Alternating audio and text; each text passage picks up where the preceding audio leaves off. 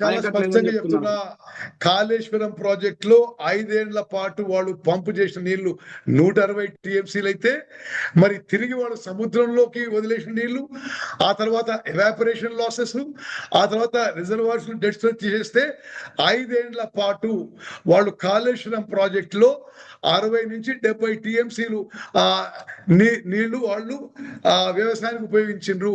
60-70 టీఎంసీల్లో మరి ఒక టీఎంసీకి 10,000 ఎకరాలంటే ఎంత వస్తుందో మీకు తెలుసు.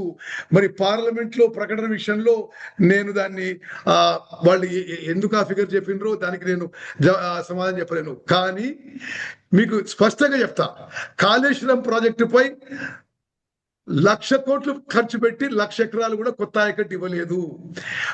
పాలమూరు రంగారెడ్డి ప్రాజెక్టుపై 27,000 కోట్లు ఖర్చు పెట్టి 1 ఎకరం ఆయకట్టు కూడా ఇవ్వలేదు.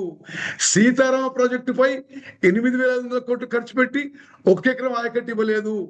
అంతకుముందు నుంచి పెండింగ్ ఉన్న కల్వకుర్తి, నెట్టెంపాడు, భీమా, కోయిల్ సాగర్, దేవాదుల, మరి ఎస్ఎల్బిసి టనల్, డిండి ప్రాజెక్టులు, మరి వాళ్ళు 1,80,000 కోట్లు ఖర్చు పెట్టి కూడా ఈ ఒక్క ప్రాజెక్టు కూడా పూర్తి చేయలేదనే విషయం తెలంగాణ ప్రజలందరూ కూడా గమనించారు. మరి